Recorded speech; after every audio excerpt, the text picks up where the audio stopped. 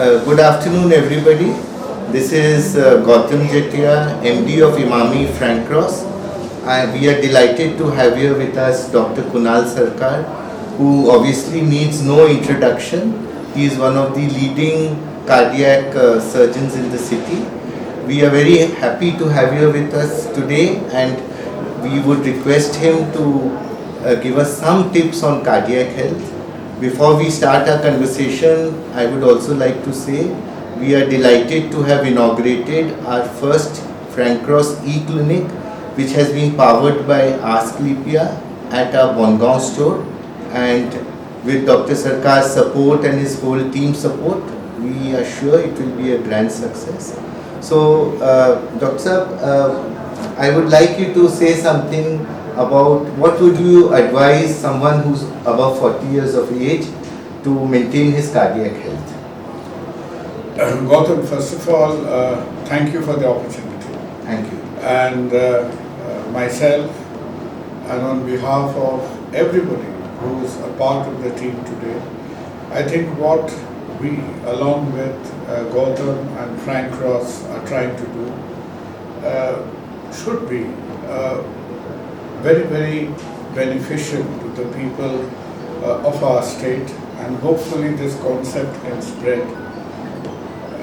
Most important thing is that what we are out to do is do not wait for the problem. Now we can give you a list of 5, 6, 7, 8 symptoms which we consider to be the symptoms which are very indicative of a heart problem. Starting from chest pain, breathlessness, to losing consciousness, palpitations. But most important of all is that do not wait for the problem. After a long, long time, if you consider that we have been treating broken bones for about 3,000 years. We've been treating stomach problems for about 4,000 years. We knew about childbirth for more than 10, 12,000 years. But heart is still a mystery that we have fathomed well within the last 200-300 years now. Okay. So, Gautam, what we have to be very careful about is, A, we only know a part of the problem. B is, yes, treatment and correction is effective, but the most effective thing is for all of us to try and see that we stay a step ahead and do not get the problem. Because what doctors, whether we are cardiologists, we are general physicians, we are heart surgeons, we are still pretty much unsure about should the problem happens. Is it going to be a bit of a slow course for somebody, a very rapid course for somebody, and there will be yet some other people who will be completely overtaken. They were fit and fine till about yesterday. Suddenly, in a matter of few minutes, you'll have hell break loose, and you have a heart problem, heart this, hospital, CCU, coronary care, angioplasty, bypass, all of that. So, a lot of it is still unpredictable. So, we will discuss a few preventive things. As you said, we are still in doubt that if we get a bit of discomfort in the chest, two places be careful about is a chest discomfort. And sometimes this discomfort comes from somewhere in the lower chest and upper abdomen. And all of us, the commonest diagnosis we come to is that we are having heartburn, we are having indigestion, maybe something I had eaten last night, maybe I had been to a marriage party the day before, right? Now, the important thing is, yes, a heartburn, an indigestion, a stomach problem will be the cause 8 times out of 10. Okay.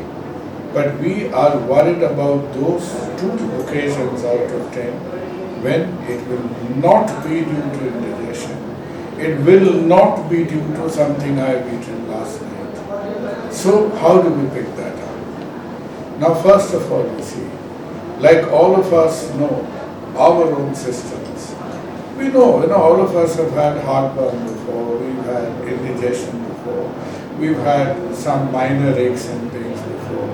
So whenever we get an idea that, look, this is not something that happened to me last month or 15 years ago, it appears a little bit more mischievous than that. I'm tending to sweat a bit. I'm feeling a bit lightheaded. I feel as if my pulse is racing. With this discomfort, if I try to go from 5 steps from this side of the room to the other side of the room, I'm getting a bit out of breath. So breathlessness, lightheadedness, having a feeling of palpitations, sweating, all these things should make us a little bit worried that this may not be the same heartburn, the same indication that all of us have had time and again. Now if that happens, what to do? The most important thing to do is, in this day and age, it is not important for us to be guessing all the time. So you may wait for a few minutes. Almost invariably everyone tells us that they have taken a couple of indigestion pills. One commonly done thing is people take all these medicines like these proton pump inhibitors, omeprazole and stuff. Please, do not take omeprazole at this stage, because omeprazole never acts once acidity has set in. It always functions before you've had it. It prevents, it never cures once you've had acidity and stuff. Whatever, you can take a lot of these antacids on the shelf and liquid, solid, gel, powder. Give it about 5-10 minutes. Your symptoms have not gone away. And if they still have not gone away, just pop across the street. We in a city, in a metropolitan city, in a district town, wherever we are, within 10-15 minutes, whichever is the first place you can go to, an ECG can be done, a blood pressure can be recorded.